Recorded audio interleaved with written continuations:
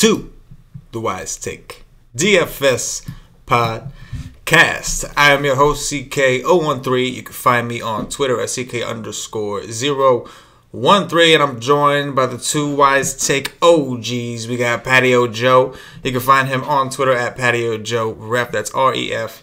And of course, we got Paulie D, writer of Palm Trees and GPPs, out there in Florida. Hopefully, he's going to be prepared for the storm. He stays safe. You can find him on Twitter at Paulie DD. That's 8 D's. Why we call him Paulie 8 D's. Gentlemen, welcome to the first ever NFL DFS podcast. First ever live NFL DFS podcast. And it's a pleasure to have you guys on the show with me.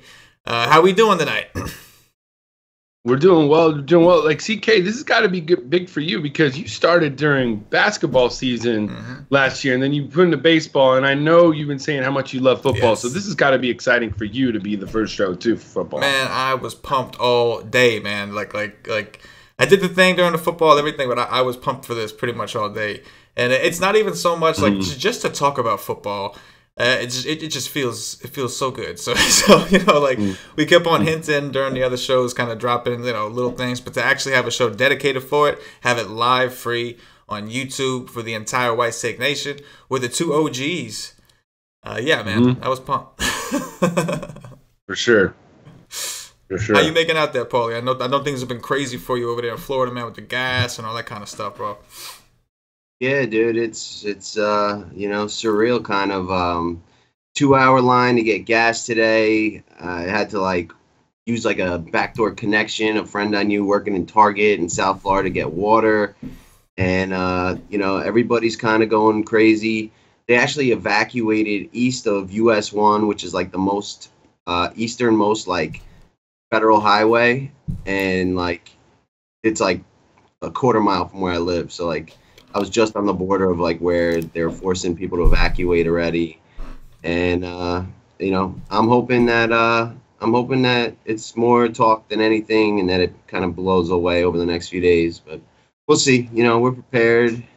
Hope for the prepare for the worst and hope for the best. That's the motto. So yeah, we'll see.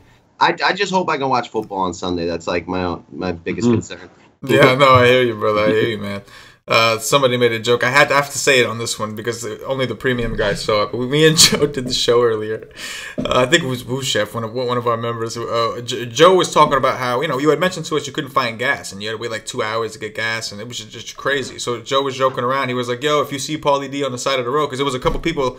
Some of our members are from Florida. We have a few of them actually.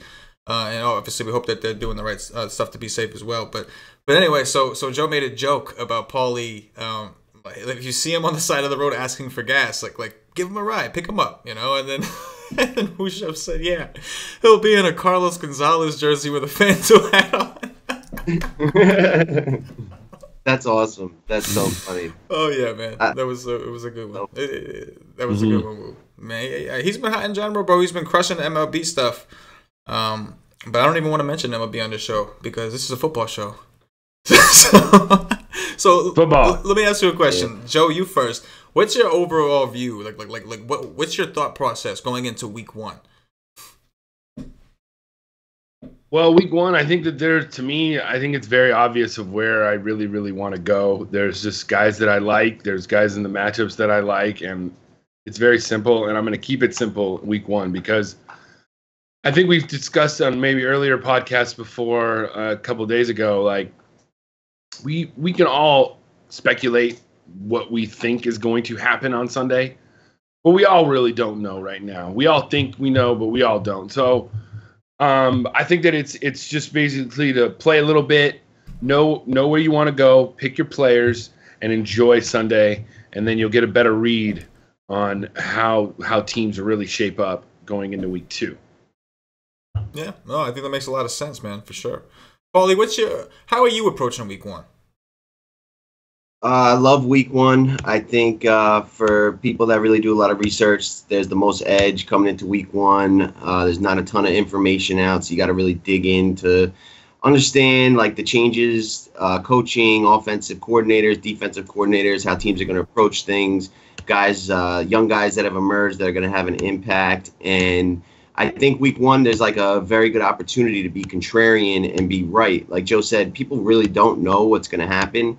So I'm a big proponent of fading the chalk in week one because the NFL, it's never predictable. And things that you think are going to happen, the total opposite. Like there'll be some upset wins. There's always the survivor pools where you pick one team to win each week and you can't pick the same. Mm-hmm. There's always like one massive upset, like a 10-point favorite or something. So I really love going contrarian in week one, playing in some of the deeper tournaments and hoping that, my picks work out and have a shot at making a big splash. So, that's that. I like to go a little contrarian, not crazy off the board, but just like slight things that I think people are missing in things that are chalky, and we'll talk about them on this podcast. Yeah, man. No, I think it's definitely. I think whatever your process is, this is like week one is the time to trust it. I know, like you could be on one end of the spectrum, like Q's is in the chat talking about everybody needs to put their mortgage or house on week one. I'm sure he's joking, but that's the Q's mentality. I think he's going hard.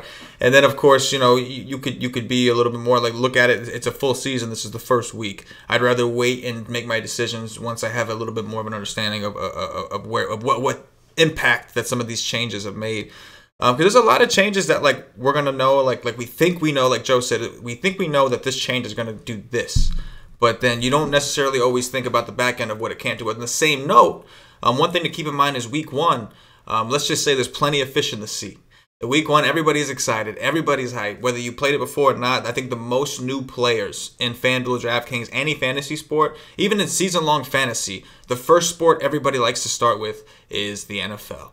So I think both approaches make sense, man. It's for me personally, I'm gonna pretty much attack it. I'll probably increase a little bit more than my usual baseball day would be, just because football is only once a week.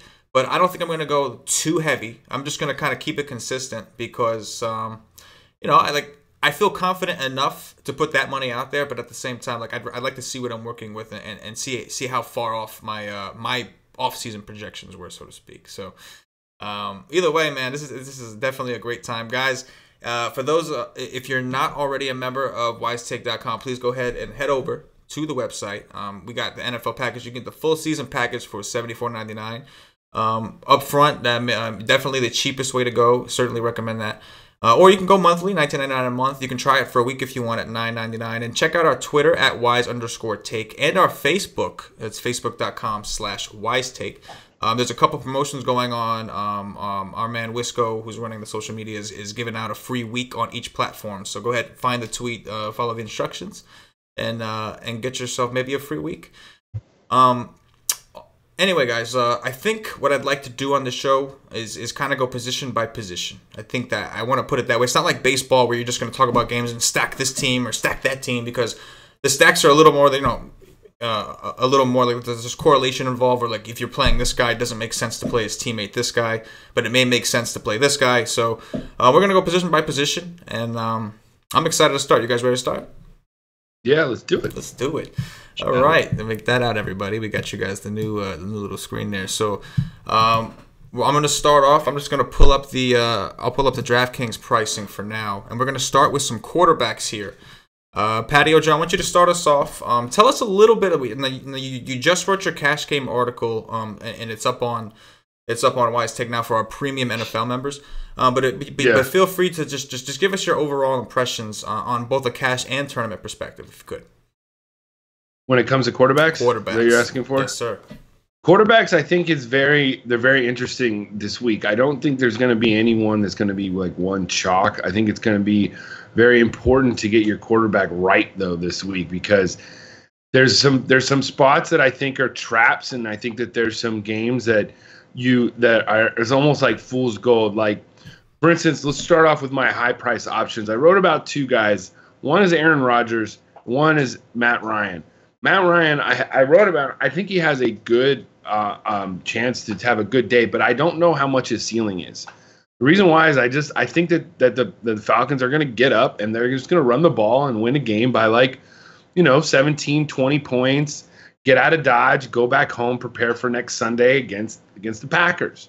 So I don't think he's going to be throwing in the fourth quarter. That's why if you're paying up for quarterback, I like Aaron Rodgers.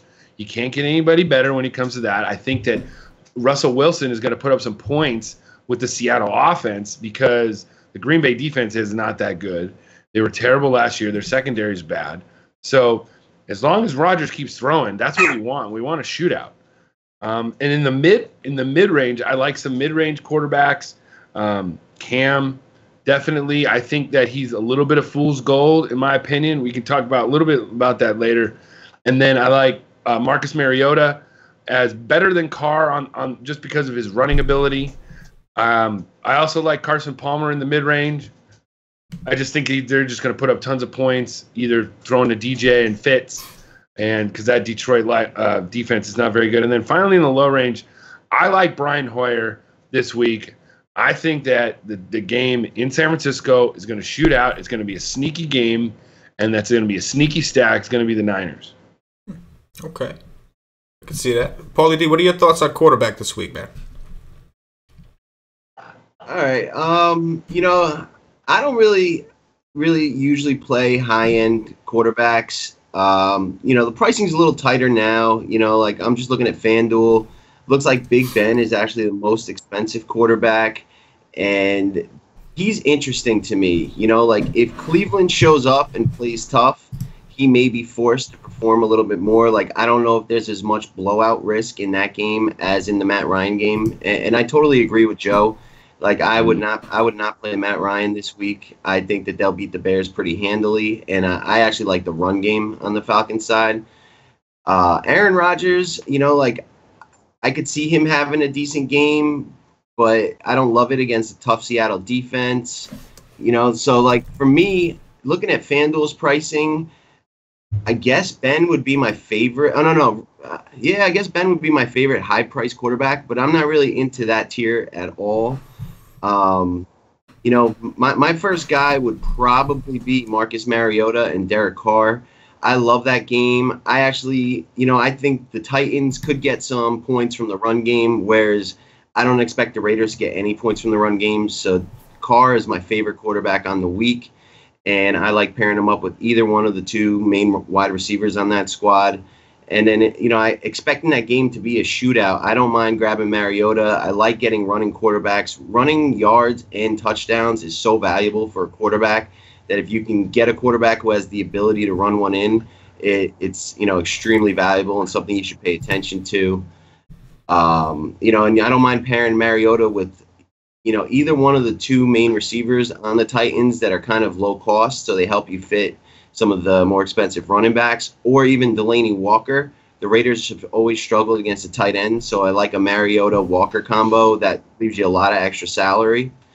And, that's one of my favorite games. Next, I actually like Stafford and Carson Palmer.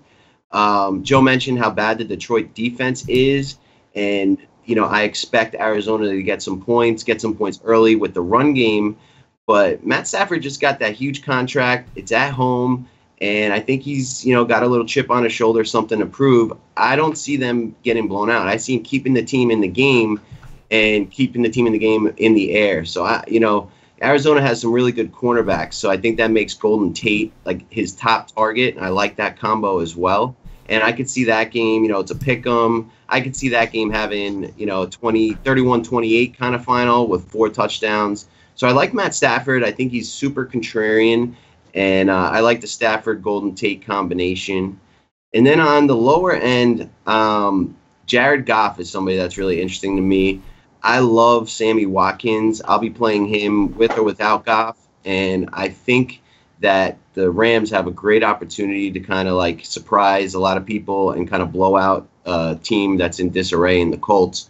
And I could see Goff, just like hooking up 2 deep balls to Sammy Watkins and him having like 5 catches, 130 yards, 2 touchdowns, and, Goff hitting a couple other passes in the game, getting to like 250, 300 would be amazing on DraftKings.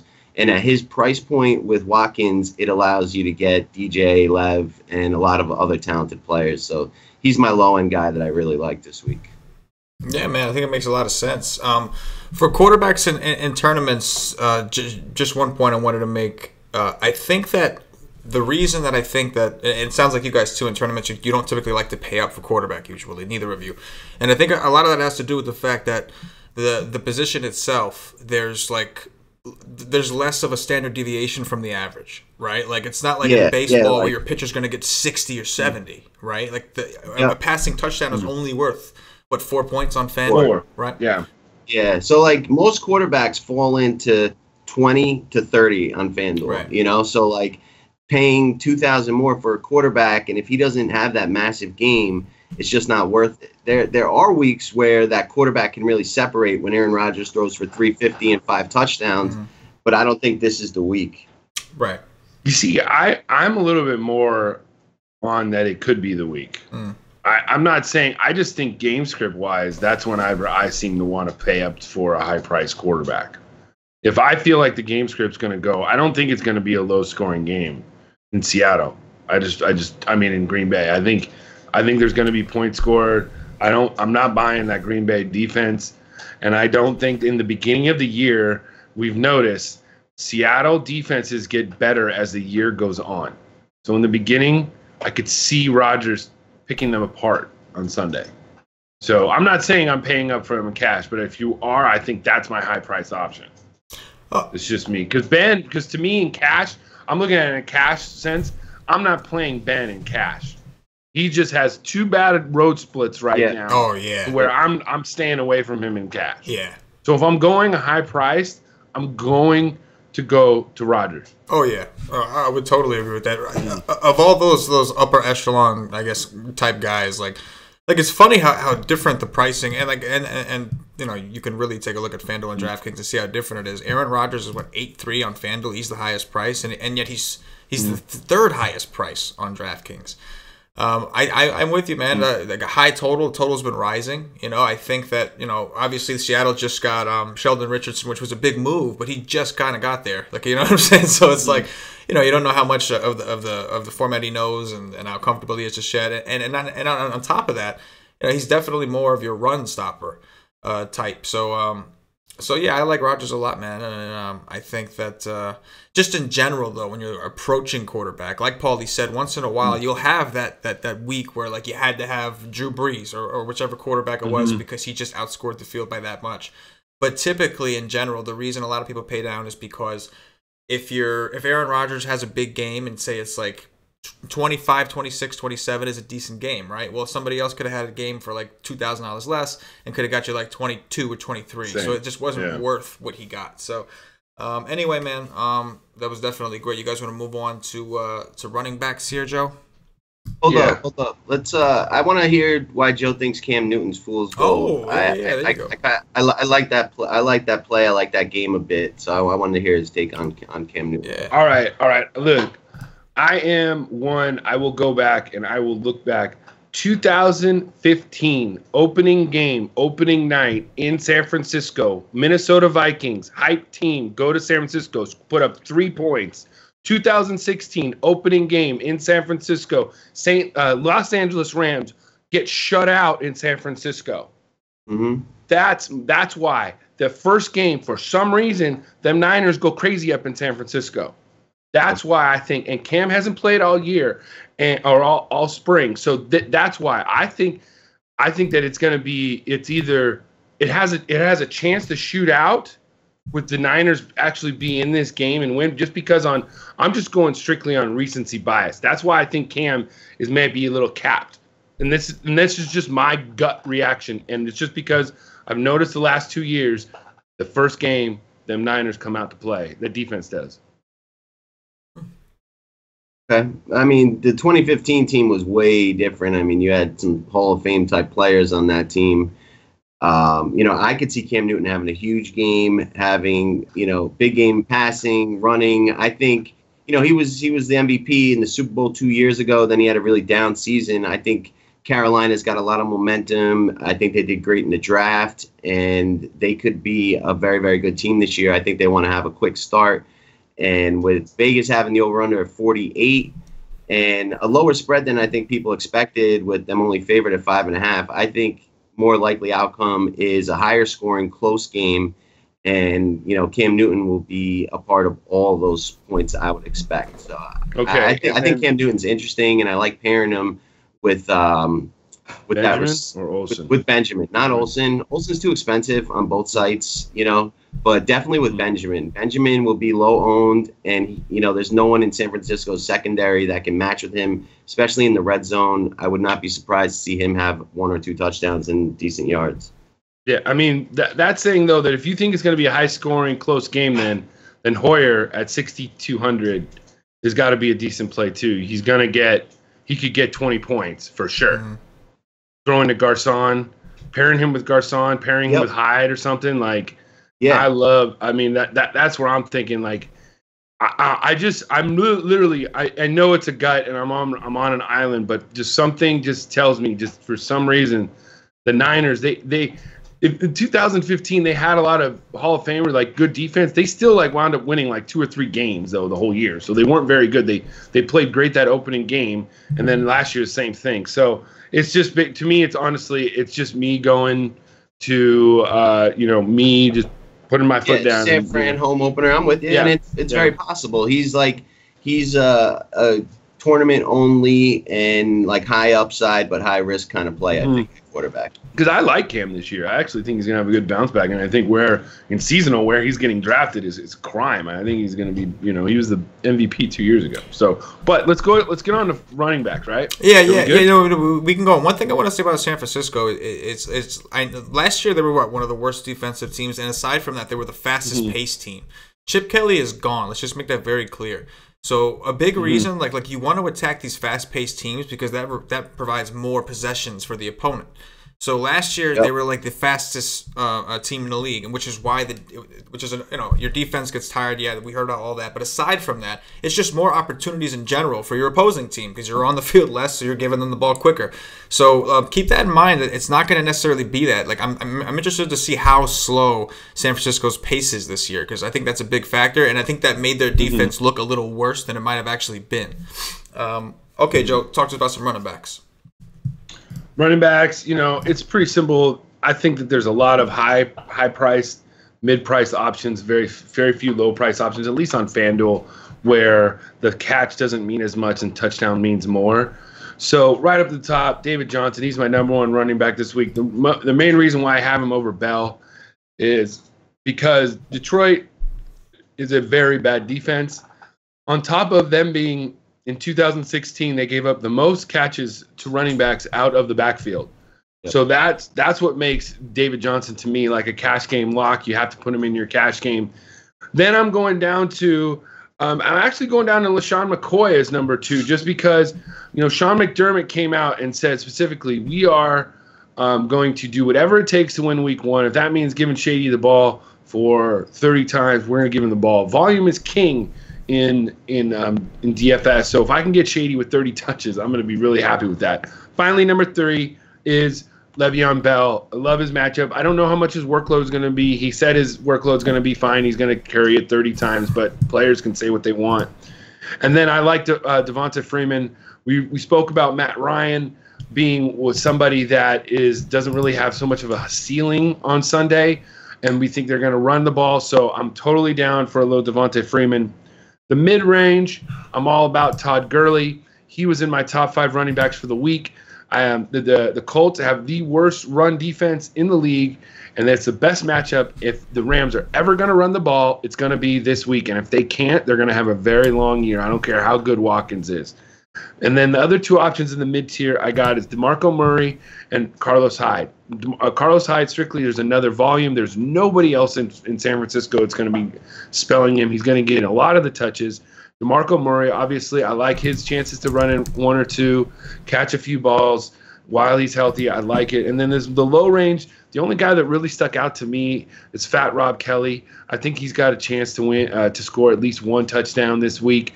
But he's not very flashy. He's not going to catch you very many balls, but he'll get you about 75 yards and a touch, and you'll be good. Yeah, I'm with it. I was shocked to see Carlos Hyde's price on DraftKings. I was a little shocked. Yeah, myself. that's. I was going to comment on that. Like Joe mentioned him as mid tier on DraftKings. He's definitely low tier, and he just makes a lot of stuff work. As a guy who's got all the market share in that backfield, and he's going to catch balls out of the backfield at 48, I think it is 4,800 or 43 maybe. Like, that's a crazy low price, and he's probably going to be a little chalky on DraftKings and probably not owned at all on FanDuel. Yeah. I mean, even on FanDuel, he's still pretty damn cheap on FanDuel. I mean, he's 6'8", so it's pretty tempting. Even that, depending on, I haven't really tried to make any really like hard lineups and stuff like that, but it's if I can't fit in somebody like Bell and Johnson or whatever, I'm gonna go to either him or Gurley, in my mind. So what do you got, Paulie? So at the top, I completely agree with you with David Johnson over Le'Veon Bell, and I love Le'Veon Bell, and we'll be using him a lot this year. And I think, any game that Pittsburgh is going to have the lead, he'll just get touch after touch after touch. And then in any game that that Pittsburgh's in a tough game, like against New England, he's going to get touches after touch. So I love Le'Veon Bell, but not this week. I prefer David Johnson at the top and am completely fading Le'Veon Bell and hope that, that works out, that Le'Veon just has like a medium range kind of game and David Johnson blows up. At the top, I kind of agree with you, at the top, Joe. Like, Devonta Freeman's one of my favorite running backs. Guy's got a nose for the backfield. I mean, for the end zone. He's definitely going to dominate the carries. He may come off on third down, but he'll be involved in the pass game as well. And I just think the Chicago defense is going to be terrible, and their main linebacker might miss. So that just makes things even better for Freeman. And I expect the Falcons to be winning, so he'll get a lot of the fourth quarter carries that could just, rack up the yards and add to his total. After that, DeMarco Murray's very interesting to me. Like I said earlier, I could see them getting a few scores with him early, and then as that game starts to blow out, him fade away. But, he'll still probably get his 15 to 20 touches, a touchdown, and 100 yards.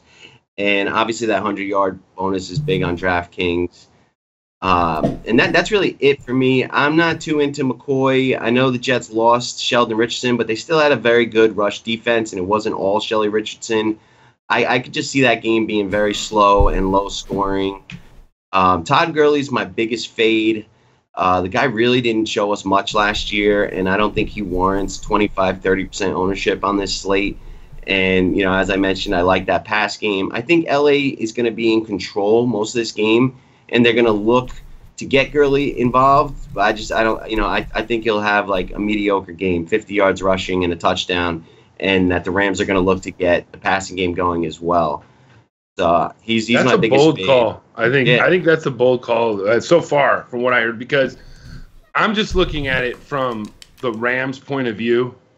That if you look at their schedule coming up, I looked at this, and their first 4 games, I'm going to bring this up. Their first 4 games, if they can't run the ball with Gurley, they're not going to be able to run the ball this entire year, because it's like the most easiest matchup that you can have in pretty much in football. I know. Yeah, in football. They have Indianapolis week 1, and then week 2, then they have Washington at home, another team that doesn't stop the run very well. Then they're at Frisco, another team that last year did not stop the run at all.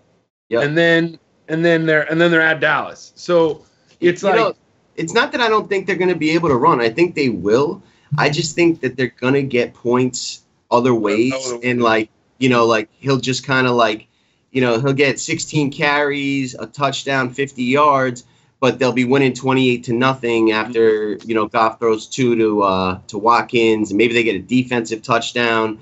You know what I mean? So I think they'll be able to run. They just won't have to. I think they're going to do whatever they want. And, they may not look to use them that much once they get a bigger lead. They may bring in Benny Richardson and Benny Cunningham. You know what I mean? He doesn't play for them anymore. Benny Cunningham? Yeah, no, he's with the Bears, I think. Or he's with some other team now. So who's the third down, receiving back for the Rams? Oh, God, I know. I don't know who it is, but it's not Benny Cunningham anymore. Okay. I know that. We should look it up. I'm going to look that up. Yeah. I thought it was Cunningham, but Gurley's my biggest fade just on ownership. Yeah, I'm down with that.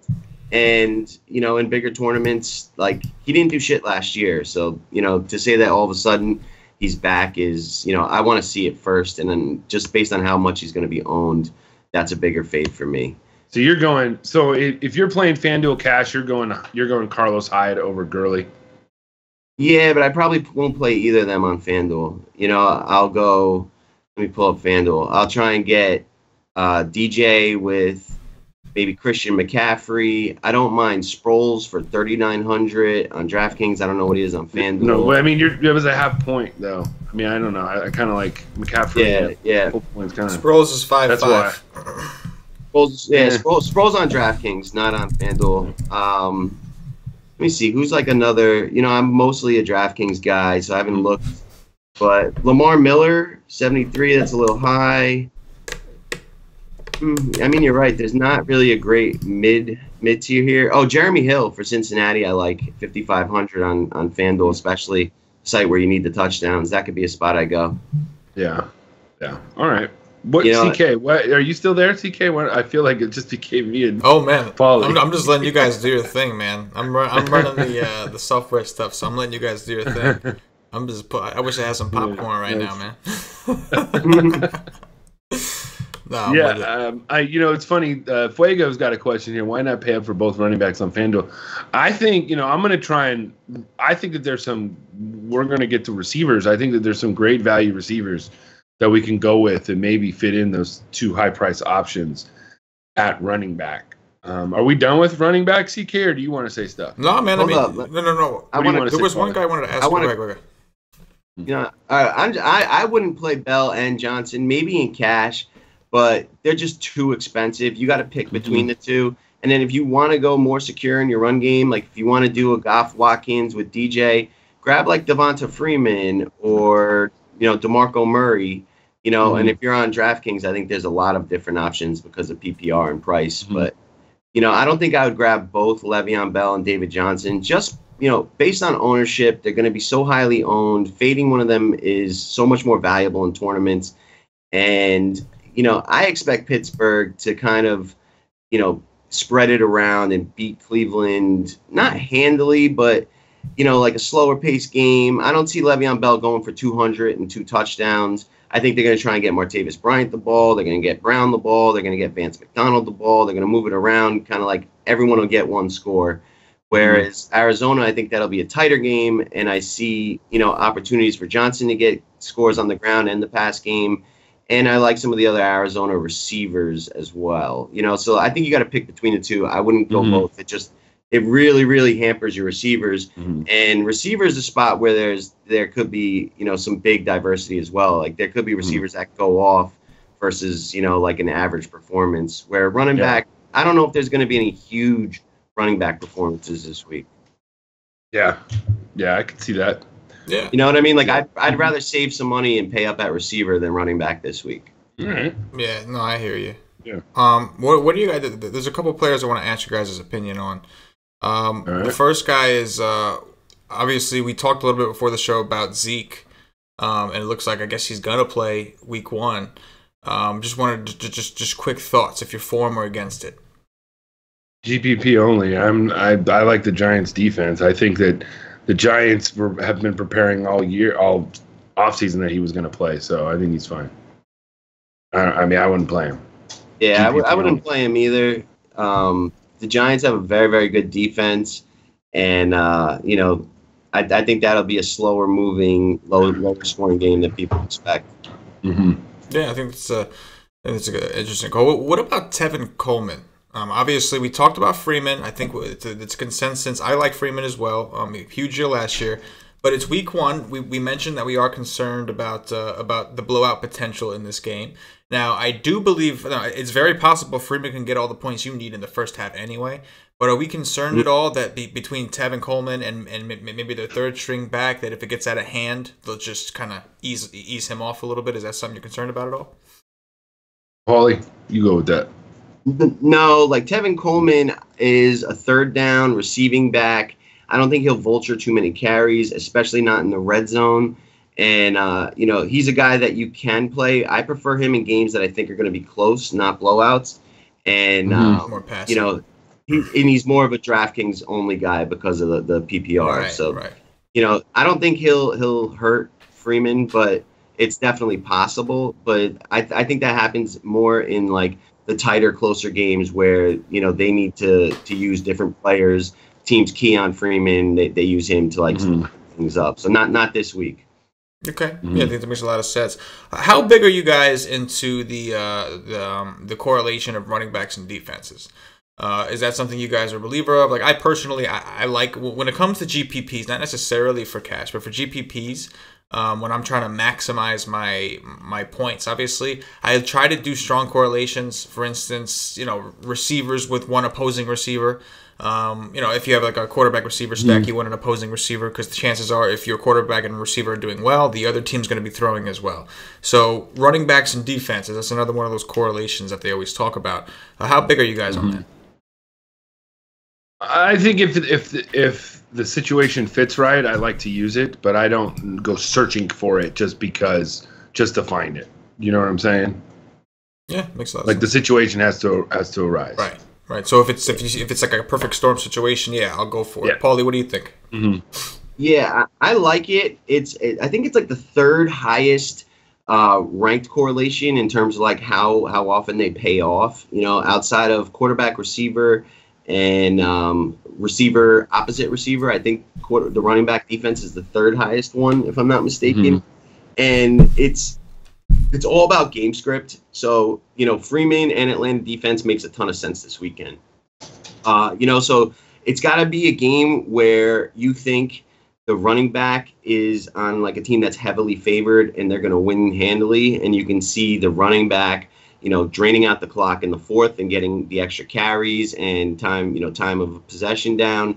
And then the defense kind of dominating that weaker team, maybe getting a score on defense or just a ton of sacks and fumbles and that good stuff. So it definitely makes sense, like if a team's going to be winning, their defense is performing, and then they're going to give the running back the ball in the fourth during the clock. So I like it, but I'm not always seeking it out. And it's got to be in the right combination with Vegas where the team's kind of heavily favored. I prefer them to be at home.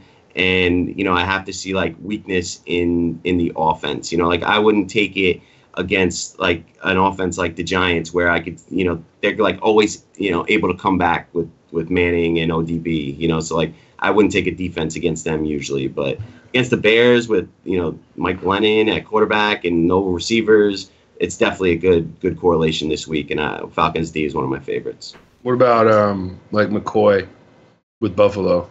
Yeah, I know you don't love McCoy, but yeah, I mean the defense, obviously. Yep, absolutely. If you're playing McCoy, I like pairing it with Buffalo. I could see Buffalo having at least 2 picks. Maybe one of them goes to the house. They're going to get a bunch of sacks, and they said they're going to get McCoy the ball as much as they need. So if McCoy busts one long run, then he's in for a big day, and that combo will correlate really well.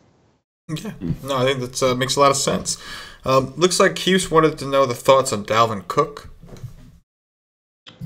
I mean, I think everybody in that game, if you're playing Monday night's game, is viable. But the running games, I'm going to probably stay away from if I'm playing Monday night. Yeah, I agree. It's that's passing game all day on both sides. But I like Dalvin Cook, especially as the season goes on. I loved him at Florida State. I just don't know, if you're playing a Thursday to Monday slate, there's just too many different options. But if you're on a smaller Sunday night to Monday, he's probably an interesting lower owned candidate, and they might look to get him, going in that game a little bit. So, I expect him to be a big part of that offense, and I don't mind him on shorter slates as a running back option, but not on a Thursday to Monday one. Right. Gotcha. Makes a lot of sense, guys. All right, man. Let's move on to wide receiver. Joe, you want to start us off? Yeah, wide receivers. My number one receiver or high price receiver is Julio Jones. Much like Ryan, I think he's going to be great. I think he's going to be fine. I just don't know how much his ceiling is, but I probably will play him in cash right now, what I'm thinking. I like Antonio Brown, but he doesn't do much in Cleveland historically. A.J. Green is somebody who historically just takes care of the Ravens. He has very good history against them. So I could see him coming out in the fourth. They're at home. Mid-tier is where you really want to start looking at because there's some really juicy options in the mid-tier and the low-tier. First, we're going to start off with the guy that I've been dissing almost the whole preseason, but I like him almost as one of the top receivers this week, and that's Amari Cooper. You have been shitting on that dude. I hate Amari Cooper, but this week I love him because the Tennessee secondary is terrible, and I could see him blowing up this week. There's going to be some weeks where he blows up. I just didn't think he was a second-round pick at all. So you go there, but the other guy that I love, Doug Baldwin. Like the Green Bay secondary is terrible. I'm all about Doug Baldwin, like him. Got to go with Crabtree. Maybe, I don't know, maybe a full stack, or if you pick one of them, ain't bad. Crabtree is always a great cash game option. Always gets his salary. Then the other guy in the mid-tier I like is Pierre Garçon. We really, really like this. I like this San Francisco offense this week. Even if they get behind, I just think he's going to get 10 to 15 targets. And maybe score a touchdown. And especially on DraftKings, I think he's way more valuable. I'm not sure what his price is. On FanDuel, it's not that bad. It's $5,300 on DraftKings. Yeah, that's awesome. And then 66 on FanDuel. That's not bad. And then the low end, which is what I seem to be 6,500 or below, to me is my lock of the week for cash, and that's Larry Fitzgerald going in the slot against Darius Slay, who is CK can cover better than Darius Slay. All right, so I got Larry Fitzgerald his price is like 6,400 on FanDuel, and that's just too cheap for a receiver like that in the matchup like that. Another guy that's like right below him is Terrell Pryor, and reason why I like Pryor, you can almost play them both in cash. I think is Philly is really good covering the tight end. They're really good covering the middle of the field, but they can get beat going deep. So that's why I think Pryor's going to lift the lid off the defense. And then other options that are low options, I like Rashard Matthews. I think is going to get a ton of targets. Kendall Wright, Zay Jones, and then finally, just real cheap, Tyler Boyd. He's the number 2 receiver in Cincinnati. I think he's going to get some targets and somebody that's going to be very low and nobody's going to look at. Yeah.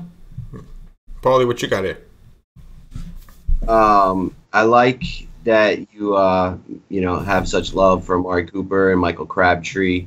Michael Crabtree is actually my favorite receiver on the weekend.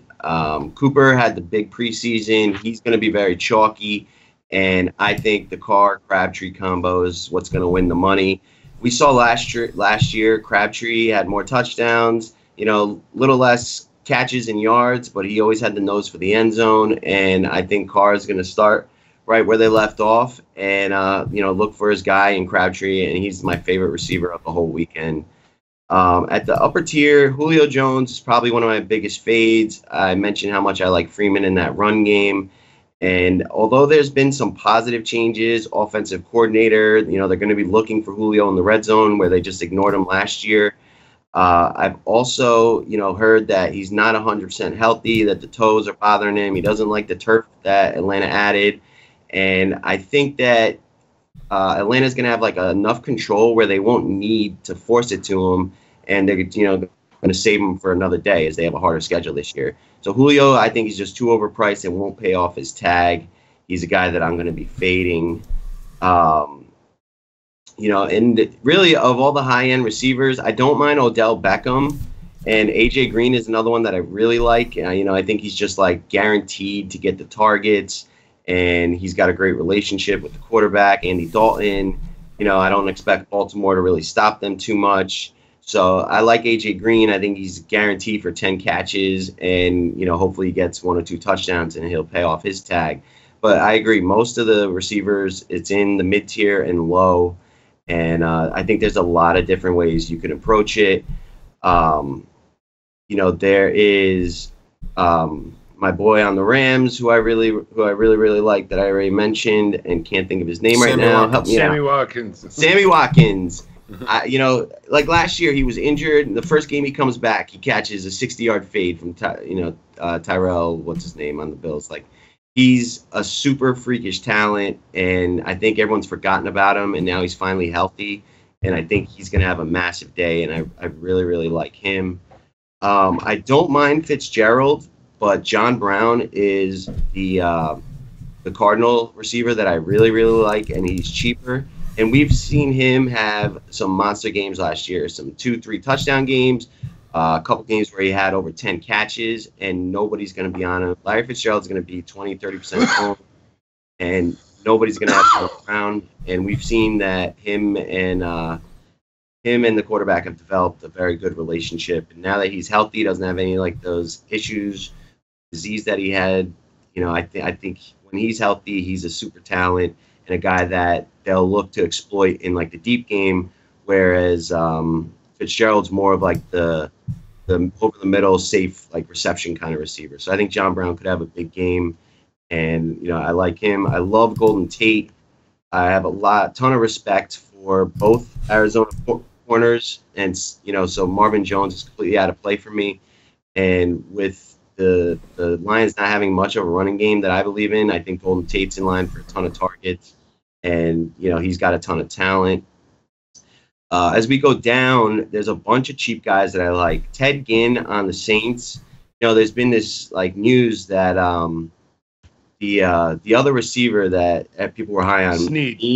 He got a DUI earlier in the year, and the Saints knew the suspension was coming, but public just like found out about it, and like they didn't make any adjustments. They didn't add any guys. That means to me that either Coleman or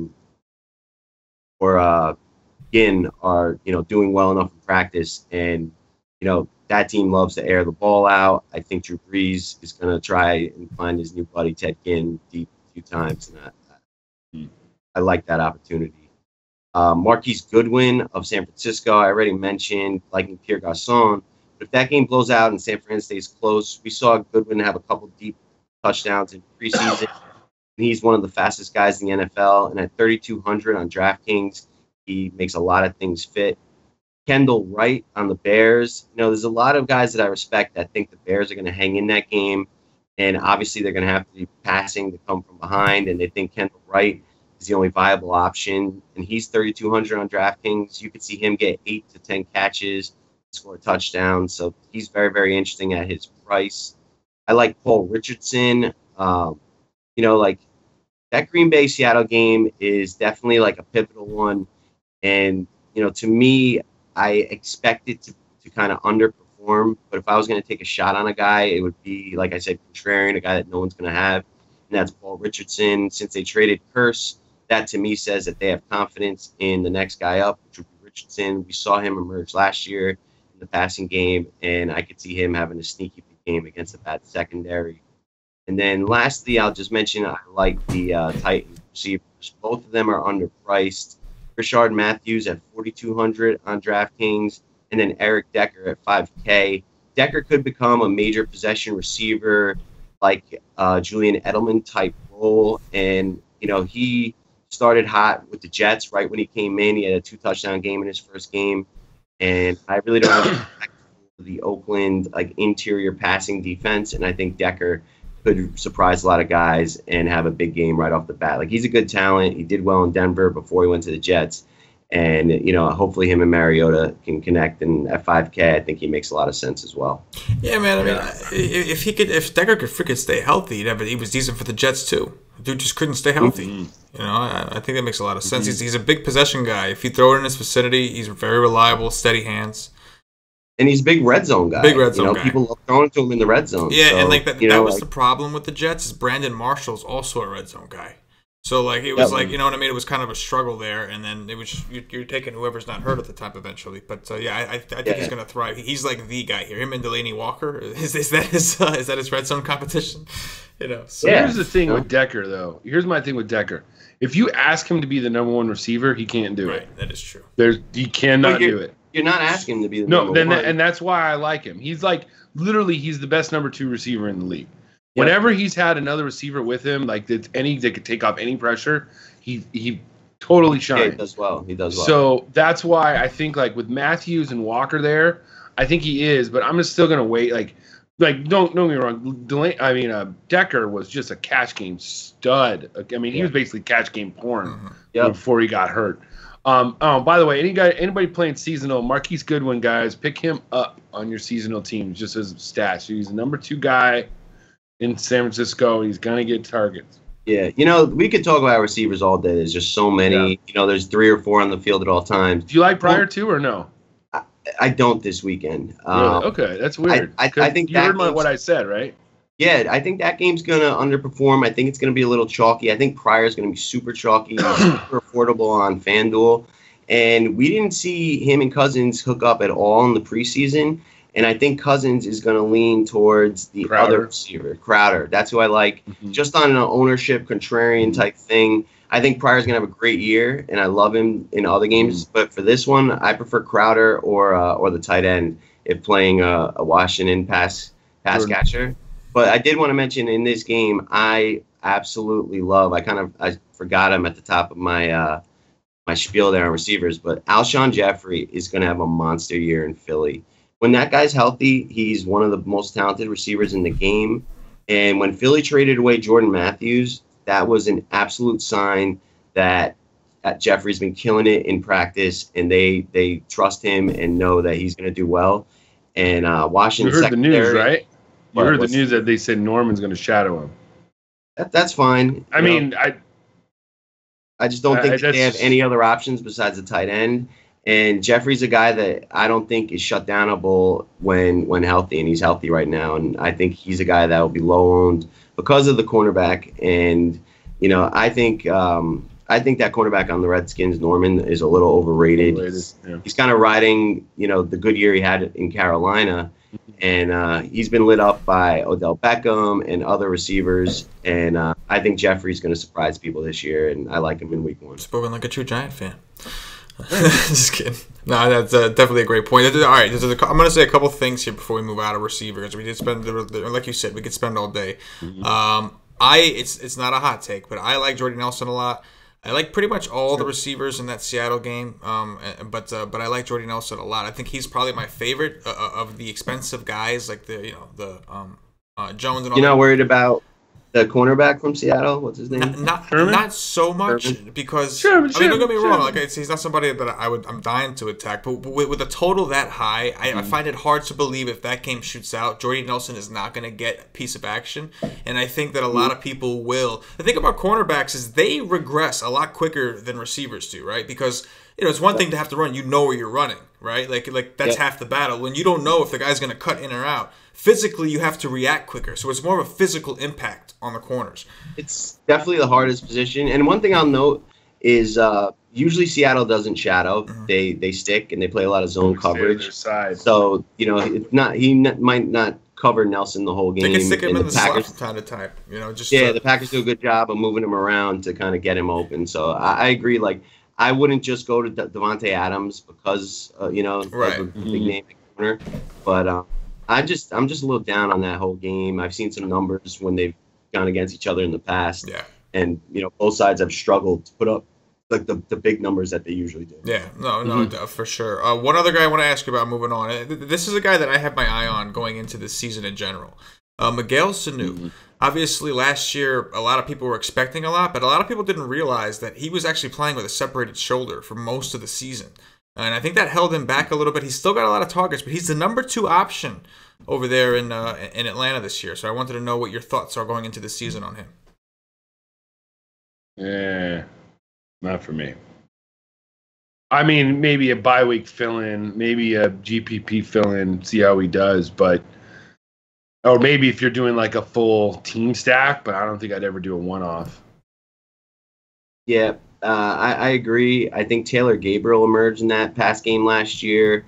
He had a couple of monster games out of the screen game, and I think they're going to try and get Austin Hooper involved. They throw to the running backs too much. I don't see Sanu getting enough of the market share, and maybe would become more interesting to me if an injury to Julio or a top tier cornerback is going to shadow Julio, and we think they're going to have to has to stay in that type of game. But otherwise, I'm not too into Sanu. But it's a decent take, and guys like that emerge that people don't expect. So I don't want to totally shoot it down. It's just it wasn't a guy that I had my eye on. I think he's worth he's worth a shot for me at 4,200 until his price comes up a little bit. I think that's still low considering the upside of the offense he's on. You're the number 2 receiver on one of the best offenses in the league. So, in this matchup, maybe not, because I think we all expect Atlanta to kind of blow them out a little bit. So, like, that's you don't want to take receivers in a game because it's going to be a blowout, because obviously the running backs are going to be taking most of the load. But I just wanted to throw that out there. All right, let's move on to talk about some tight ends here. Yeah, there's really only 3 tight ends that I really like this week because, Gronk's playing out, and I'm not on Jordan Reed this week. And I just think Greg Olson's too expensive when it comes to lineup, construction. So guys I like Zach Ertz. I like Delaney Walker. And at the low end, I like Charles Clay. I think he's really, really cheap. I think he's a good bet for a cheap touchdown. The Jets do not cover the tight end very well. All the teams that I mentioned, Raiders don't cover the tight end very well, and neither do the Redskins. So all 3 of those tight ends I like. Yep. So I love Zach Ertz. If Josh Norman is able to hold down Alshon Jeffrey, then Zach Ertz is like the only other option I feel in that pass game. The only problem with Ertz is just he's going to be mega chalk. He's probably the chalkiest player on DraftKings of the entire slate. Like, he's $3,500. He's way underpriced for a guy who's definitely going to get the targets, and he's probably going to be 30 or 40% owned, at that price. So it's just like, as much as I want him, I targeted him in all my season longs. Like, the ownership scares me a touch. I do think he's going to have a great game. I'm just like, I hate guys that are going to be that highly owned, but he's definitely one of the top plays on the week. And then Delaney Walker, I already mentioned I like pairing him with Mariota, and I love him for this weekend. And Jimmy Graham is the only other guy that I'm somewhat interested in on the main slate. He's the Seattle target that I think could, get a little bit more attention. We saw him kind of emerge at the end of the year last year as one of Wilson's favorite targets, and I don't think Green Bay has anyone to match up with him. So I like Jimmy Graham if you're going to play that Seattle game. And then there's a handful of tight ends that I like for the season, and if you're playing like the other slates that are in the Monday game, I love Hunter Henry for this season. I think he's going to steal the number 1 spot from Gates over time. I think they'll start with Gates in the beginning of games, but they'll close with Henry in close games that they're fighting to stay in or come back. And I love and I hate this guy, but Coby Fleener, I think he's going to emerge in the New Orleans pass game with the Snead situation. We saw a game last year. It was like week 3 where Snead was held out for something, and Coby Fleener had his biggest game of the year because they had kind of moved him into the slot. And as long as Snead's gone, Coby Fleener is definitely a top option in that pass game. And I agree. I think Rudolph is another good target. There's other receivers I like on that team a little bit better. But Rudolph is definitely a guy that at his price will pay off on those smaller slates. Gotcha. And also, Travis Kelce, he's playing Thursday night, but he's definitely one of the best tight ends in the game. Gronk, definitely going to get a ton of targets. I love Travis Kelce, going down the road. Do you Gronk a lot or no? When he's healthy, do you play Gronk? No, you fade him all the time, don't you? I mean, very rare, just because he's crazy priced on FanDuel, and on DraftKings he's $6,800. That's too expensive for a tight end for me. And he could have huge games or disappear, and he's always been injured and never a lock to do great. So I haven't. But New England just has so many options, and you just never know what they're going to do. So there's some games where he'll pay off and other games where he'll totally just kill you. So I usually just stay away from him because I don't like paying up at tight end. All right, yeah, I figured that would be you. So, DK. I wanted to ask you guys about a couple of these dudes. Where are we at with the Steelers tight end situation? Is it Jesse James and Vance McDonald. I'm gonna watch. I'm staying away from that until I see what happens. Something to keep an eye on, though, right? Like obviously not to play, but something you want to monitor. Oh yeah. In season longs, McDonald's a great stash. I don't think he's a play this week in FanDuel or DraftKings, but in season longs, I would stash the shit out of him, and something to keep an eye on because when Heath Miller was younger, him and Big Ben loved hooking up, and he's been dying for a good tight end. So Vance McDonald's talented. And he could emerge as a great playmaker for this team. Yeah, I like that. 2 more guys I want to ask you about. Number 1, a little bit more of an obvious one, Tyler Eifert. Andy Dalton at home against the Ravens. We know he likes to go to Eifert. Where are we with Baltimore secondary in general? I know both of you had mentioned A.J. Green. Paulie, I think you liked him a little bit more in general. So what are our thoughts on Baltimore's pass defense this year? Not good, but they're very good against the tight end. And, like, there's been like a Q tag next to Eifert all year. I love Eifert when he's healthy. He's actually been a part of some of my biggest wins. And, they treat him as like a wide receiver number 2 out of the tight end. They'll split him out wide and goal lines. They'll try and get him lined up one-on-one. So I love him, just not this week. But he's going to be one of my favorite tight ends week after week going down the road with the limited options that team has. Gotcha. Joe, any other thoughts or? Yeah, I totally agree with Paulie, what he said there. I echo his sentiment. All right. So the last guy I'm going to ask you about before we move on to defenses is Bennett, Martellus Bennett. Obviously, he's on the Packers now. Yes. Good ball. Yes. We know that Aaron Rodgers has. I mean, they've been working in tight ends over the last couple of years, but they haven't really had like the guy. I mean, I think that guy Janis could have been okay, but like they got Bennett now. What are our thoughts? I like Bennett. I mean, if you're gonna play Rodgers, it's good to stack him. I mean, all they're gonna do is just put him out on the end when they're in the red zone, throw it up to him. He's a great pivot on FanDuel off of Ertz because people are all gonna go to Ertz. Yeah. You know what I'm saying? So I think that I like Bennett. I have him on my seasonal team, so yeah, I like Bennett. Wow, 5,700 on FanDuel.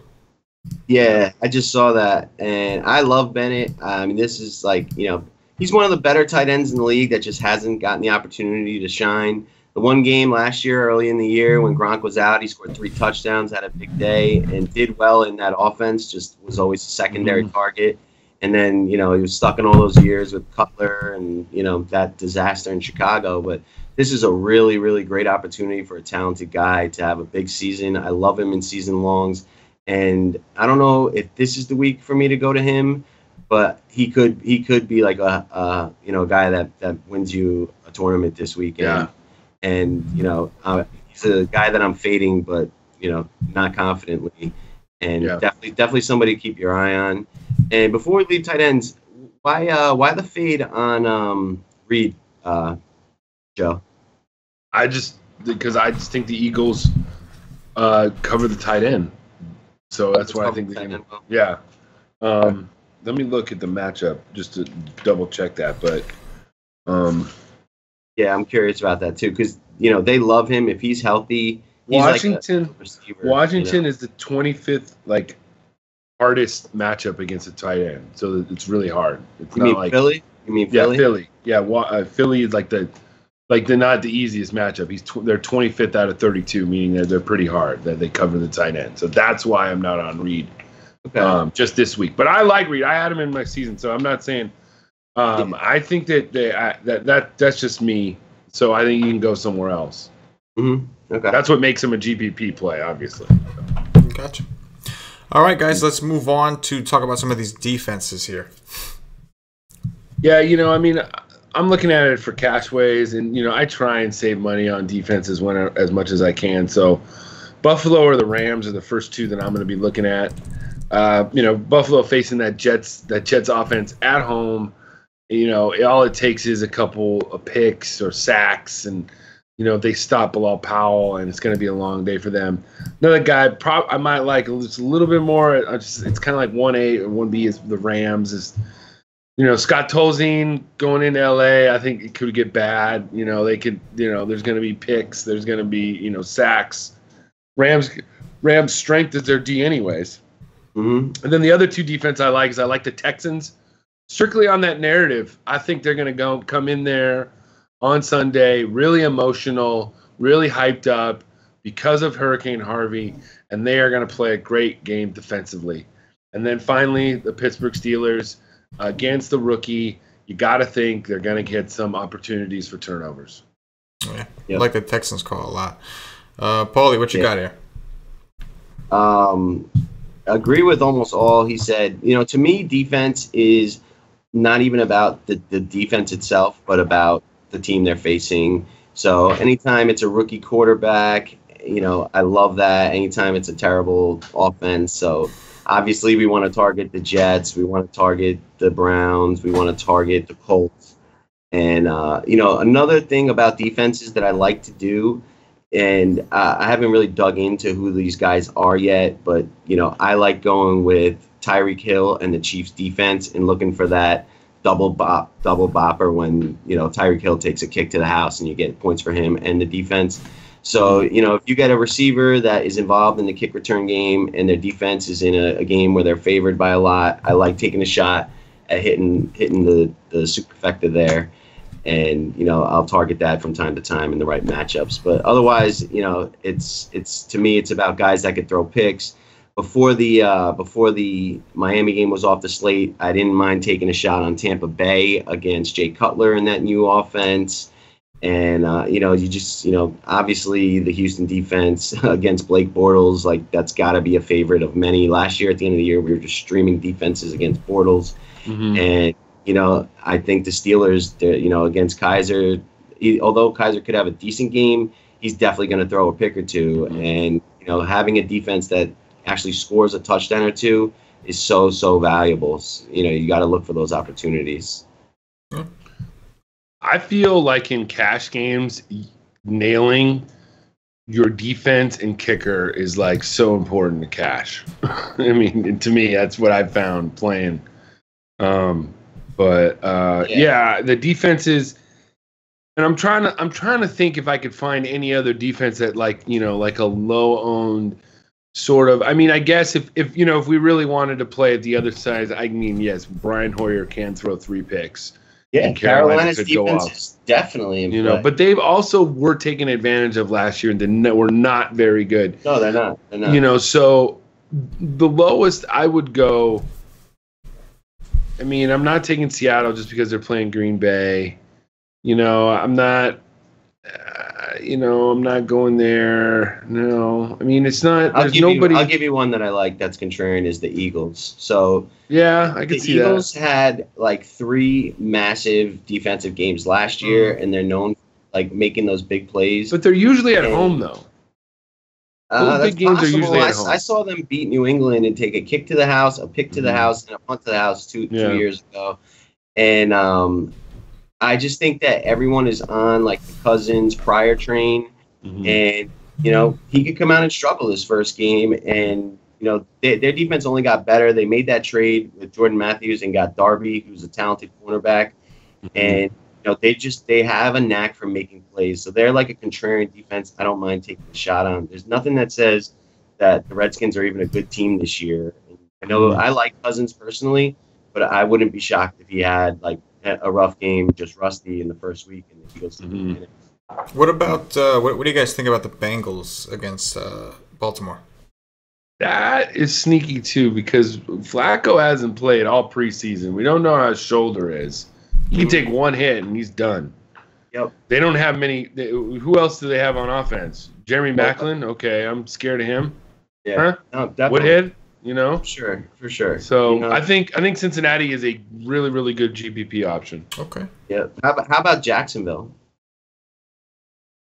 Yeah, I mean everybody loves their defense, so right. They love the talent on there. Who are you scared of on Houston? The rookie quarterback. Really. We got a rookie quarterback. We got. I thought Tom Savage is starting. No.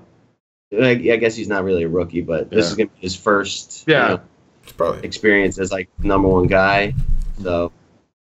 I think there's opportunity for that Jacksonville defense to surprise people. Yeah, I would agree. Here's a question people are talking about in the chat here on the Vikings. And I wanted to bring this up, and it started about. Okay, here's my thing about the Vikings. Some people are on them, some people are not. Here's my question that I ask the people: if people love Kyle Rudolph this year, and people love Dalvin Cook, and people love Stephon Diggs and Adam Thielen, but you don't like Bradford? Wait, if they're going to do good, Bradford's going to be the guy that's going to get them the ball. So you can talk all you want about their O-line. That's fine. So then you shouldn't like Thielen or Cook or, as much. You definitely shouldn't like Cook as much. So that's my point. So if you either think that you either like all these other parts, you got to be all in on Bradford then too. Yeah, I love Bradford. I mean, I didn't mention it because he was on the Monday game, so I just didn't talk about that game in general. But yeah, I don't mind the Vikings D. Well, it's probably a little. I don't like really picking on Drew Brees on the road, even with a good defense. But I do like Bradford a ton. New Orleans is a very fast paced team, always consistently one of the fastest paced in the league.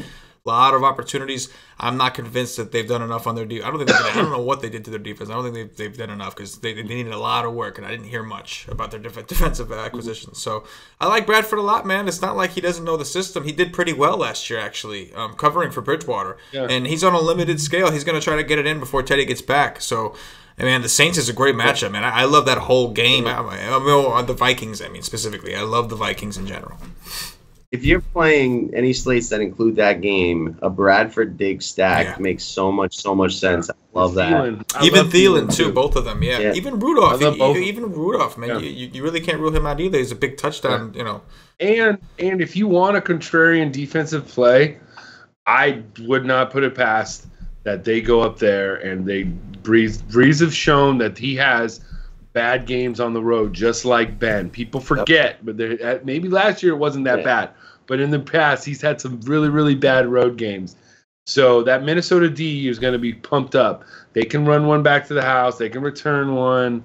So I think it's going to be a pretty good game. And then that second game, if you're playing in the second game, I'm fading all the Broncos. I'm all in on the Chargers defense. Not to maybe shut them down, but I'm not playing those guys. For the Chargers, Rivers is going to throw a lot. You know that. Gordon's going to get the ball. You know he's going to throw it to Keenan Allen. And if you want a deep GPP flyer, Travis Benjamin catching a bomb on the second game. Book it. Book it. What about? And I don't really say that much. I'm saying he played in like 2 or 3 preseason games and he caught 2 bombs. He had 3 catches, 130 yards, and 2 touchdowns in the preseason. He's definitely a deep play threat. Love it. Love pairing him up with Rivers on small slates. Okay. Yes, it's totally nobody is going to play him, even on a small slate, because everybody will go to Keenan Allen, everybody will go to Tyrell Williams, they'll go to Hunter Henry, they'll go to Gates, they'll go to Gordon, and then on the other side they'll go to Sanders and Thomas. They'll totally forget about Benjamin. I think Benjamin last year on week 1 had a massive game that was part of the Millie Maker winning lineup in week 1. Yeah. I'm almost positive. I'm pretty sure, Yeah. I'm pretty sure. And so Chargers offense is a very, very good offense when healthy. Yeah. Yeah, definitely. Yeah, I expect them to be one of the most improved teams this year. Oh yeah, me too for sure. I think they're actually, especially if Keenan Allen stays healthy. I would love that. So should I do a little kicker report? Yeah, just do a quick kicker report, and then what we'll do is we'll try to build a lineup together just for fun, and then we'll get out of here. All right, so kickers. Basically, I don't like really paying up for kickers. I like trying to find somebody that's a lower value in a high total game. In decent weather, especially as the season goes on. So, obviously if you want to pay high, I'm going with Justin Tucker. Guy was 10 for 10 or 50-yard field goals. So maybe if you think it's going to get to a field goal game and you want to pay up, Tucker's your way to go. And then in the mid-range, I like Prater, and my wife's favorite. I told her that I would mention him tonight. For some reason, this guy's her favorite person in the NFL, but Nick Novak. So Nick Novak, it's on the radar tomorrow. And then on the low range, though, I like Ryan Suckup for the Tennessee Titans and Greg Zuerlein for the Rams. I think if the Rams are going to run the ball, I think they might get stopped a couple times and have to settle for field goals because that passing game isn't very good, and even with Goff. So I'm thinking a little bit of Zuerlein gets a couple field goals too. Okay. Yeah. The main reason I'm going to be playing on DraftKings is because of the kicker not being on DraftKings. I just think you don't worry about it, Paulie. Don't worry about it. You just listen to JB. All right? Just listen to JB, and we'll move on, all right? And when you play, just say, give me a kicker, all right? And I'll give you a kicker. That's all we need, There it is. So, I understand. That's what community is all about. I understand. I'm dealing with it. That's what community is all about. Yeah. I got a couple questions I'm fielding in the chat. You guys open for some questions? Yeah. This one's from Keese, actually. I know it's a Thursday game, and Joe and I talked about it last night, but what's Paulie's take on the New England running back situation, and who do you think will end up being the man? Let's see if he says what me and Q say.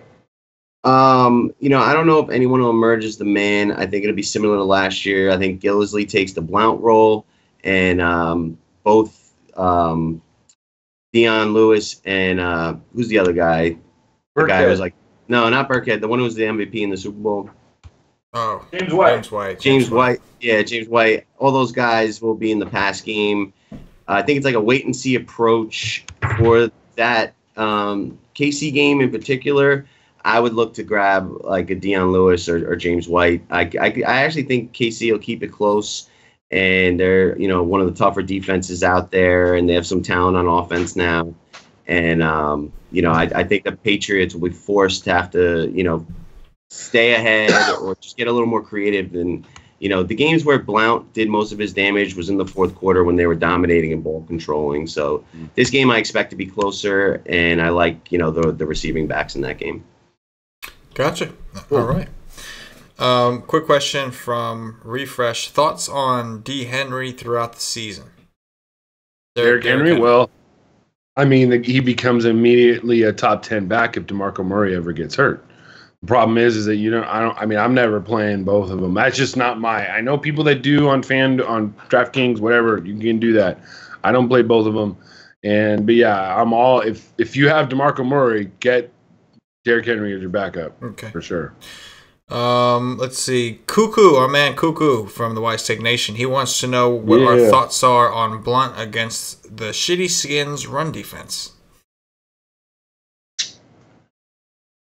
I was not really a Blount whisperer, so I never really could guess that game. It's hard to, it's really hard to just. I think they're going to be passing the ball a lot, and I think Paulie, you were talking about how you kind of like Wentz earlier in the week too. So I feel like we're going to be passing a lot, and I think that, I'm not in on Blount. Blount doesn't go well with their offensive style. They're going to be one of the highest passing attempts teams this year. And there was like rumors he was going to get cut in the preseason. I guess they had nobody else. They ended up staying. But, I don't see, especially in this week where he'll get a ton of the market share. And, I don't really think Blount's really that great. I think he needs an awesome offensive line and like a worn out defense to really shine. And like I really, especially on DraftKings, I so much prefer Sproles at 3.9. Think he gets 6 to 8 catches. He's in the punt return game. So if you grab him with the Eagles defense, it that's a total GPP play right there. Yep. All right, Roderick Pope wants to know thoughts on Cooks and Hogan on Thursday night.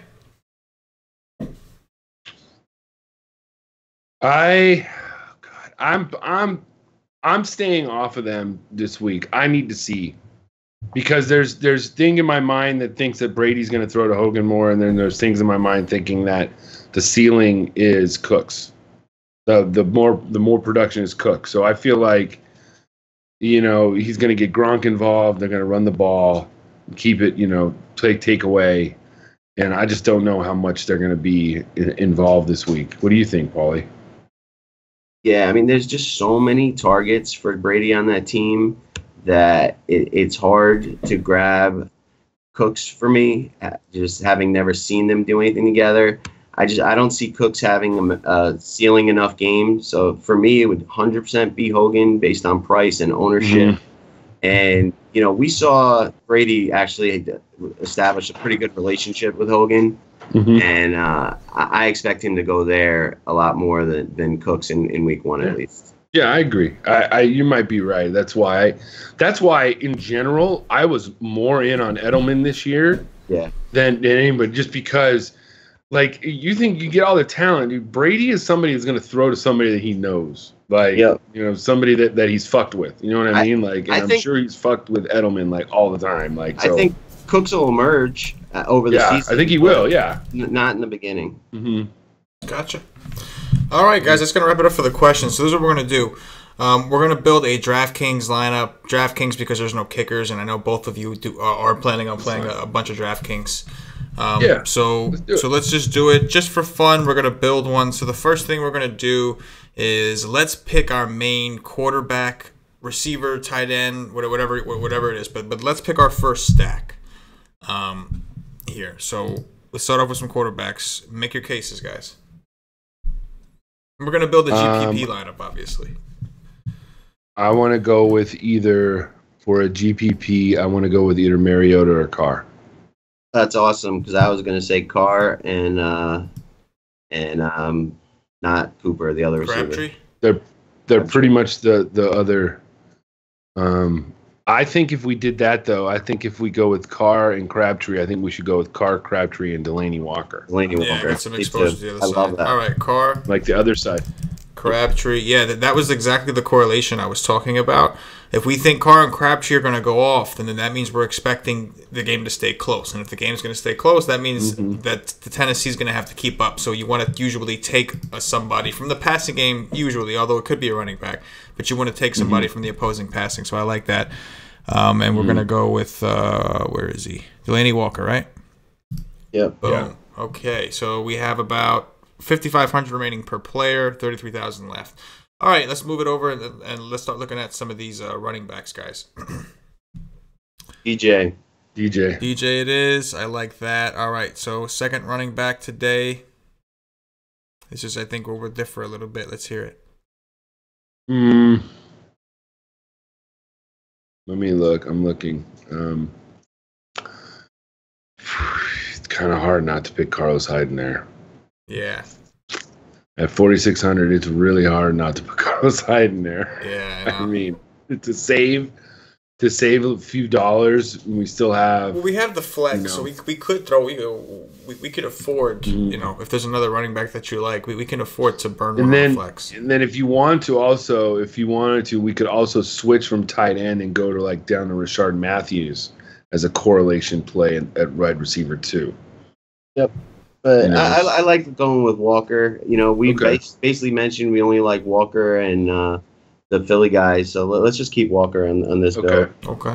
And I'm cool with Hyde for now. All right. Yeah. Okay. So we'll throw Hyde in there, and if there's another running back that we like, we still got that flex spot open. All right, let's fill up the receivers. We got 2 receiver spots to fill. We got about 4,750 left per player. You know what? We should grab a defense. Oh yeah, and then good we'll idea. actually know how much salary we're working with. Yeah, that's a good idea. What do you guys think for defenses? I like the Bengals. If we're gonna go with 3,100, if we're gonna go with something off the grid, then from I guess we could go up to the Texans if we wanted to, but the Bengals at 3,100 is pretty lower and it saves a little money. I like the Bengals. What do you think, Paulie? Yeah, I don't mind that. Or the Falcons against, that terrible Bears team. The only thing that worries me about the Falcons is garbage time, dude. Okay. If that game gets out of hand, I could totally see them just playing prevent and just letting them throw bombs at the end of the game and just costing you. So let's go with the Bengals. All right, so we got 5,300 left. Now we can go ahead and pick ourselves a receiver or a flex. It's up to you guys if there's something that stands out you want to do. Okay. You pick somebody, Paulie. I like either Golden Tate. Ooh, Golden Tate. Like okay. It's actually not a bad idea. I like that too. Yeah. Let's just go. Yeah. Or if you want Larry Fitzgerald or Kelvin Benjamin, you can pick out of those 3. Tate, Benjamin, or Fitzgerald. Let's go with Fitzgerald then, because we have David Johnson, and we know that a lot of times teammates can be correlated. Actually, I don't know if we should go with Fitzgerald since we have DJ. Well, I like having Tate. There's actually a positive correlation with running backs and receivers, believe it or not. I know it's it seems weird, but there actually is for teammates in general. There's actually. It's not as strong as a quarterback receiver, obviously, but there actually is supposed from what I researched, there actually is some positive correlation with that. So we don't have to go with him. I'm just throwing that out there. I think we should go with Tate. Okay. Based on what you just said, he's the other guy in that game. He's on the other side. I'm cool with it. Mm-hmm. All right. So now we have 4,700 left per player, and we have wide receiver and a flex to fill. Okay. All right.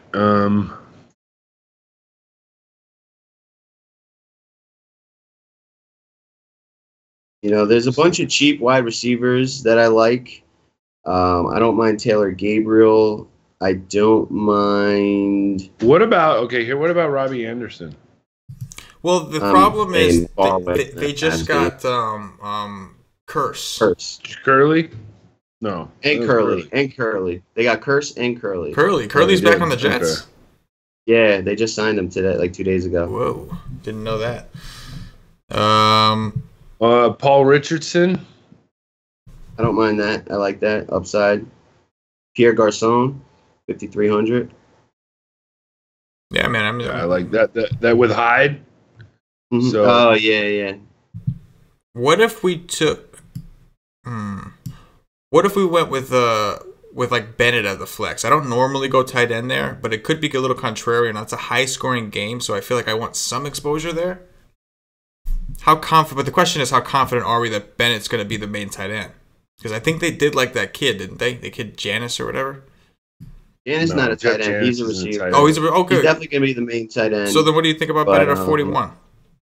He's 41. I mean that's fine. I just think the Philly tight end at 35 is so appealing. Yeah, I forgot all about Ertz. I'm cool with Ertz, actually. Yeah. I like Ertz a lot this week. 35. Oh, yeah. That gives us some room. So now 5,900 now for our last receiver. That gives us some more room. I like that call. Kelvin Benjamin, Larry Fitzgerald, DeAndre Hopkins. Jeffrey. Alshon Jeffrey. Oh, no, but we got Ertz, though, so... We could. Yeah. We could. I don't think we should go Jeffrey, though. I think we should grab, like, Kelvin Benjamin in that spot. Calvin Benjamin? Yeah, I'd go for them. Yeah, him or Garcon. But since we already have Hyde. Yeah. Let's do it. Let's go with Benjamin. Let's go with Benjamin. So there you have it. We got Carr, David Johnson, Carlos Hyde, Michael Crabtree, Golden Tate, Calvin Benjamin, Delaney Walker, Ertz, and Bengals. Guys, play this at your own risk. This is just a quick, first preliminary look. We're just going through and just kind of having a group discussion. Obviously, come lineup time, everybody's going to have their own takes and they're going to go their own way. But this is just something we do for fun. This isn't anything too serious with the lineups. But guys, this was a great show, man. It was long, but like it's only once a week, so you got to get it in, and it's fun, man. It was a lot of fun to talk about football. It was refreshing. Yeah, I liked it. So I'm excited for week one. I'm excited for what we're doing here at Wise Take. Guys, if you're listening out there on YouTube, we appreciate it. Join Wise Take. We have a lot of fun. I'm a lot more crude. Trust me as we get going. And I'm also going to be doing some live periscoping from Las Vegas at the Fantasy Football World Championships this weekend, guys. That's right. Definitely, guys, we appreciate you sticking with us, as Joe said. Don't forget, we got the NFL package. Go ahead and sign up. We're gonna have a premium stream before Sunday. We're gonna have another one where the guys have done their research and they're gonna go a little more aggressive with their takes and have their stances ready. We have articles coming out. Patio Joe's Cash Games article up for FanDuel. We got Cuse is doing the DraftKings one. That'll be ready by tomorrow. Paulie D's got his GPP article coming. We got a bunch of great content with that. The top 5 rankings are up for members only. They can take a look. Not all of them are up there. We're still missing Paulie and Gatsab. They're going to have theirs, of course. But in the meantime, that's odd.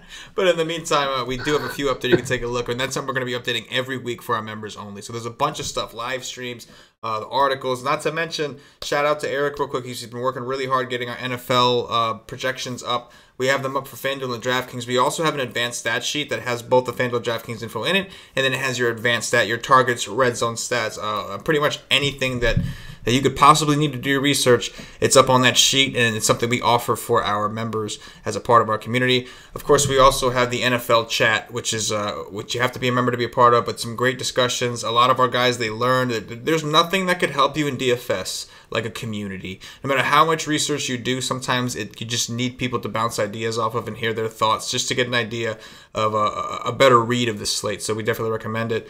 But listen, guys, Paulie, Joe, really appreciate you guys making this first one, man. Like you guys said, I started by myself in basketball season, and now here we are, football, everybody's favorite sport. And where we are, I couldn't be happier with where we are as a community. And appreciate you guys making the time to join me tonight.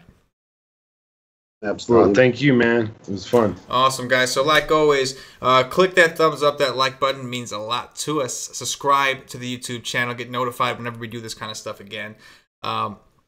This is going to be on Podbean, also an audio version. You can give us a follow, wisetake.podbean.com. Of course, but it's also going to be on iTunes, our audio-only version.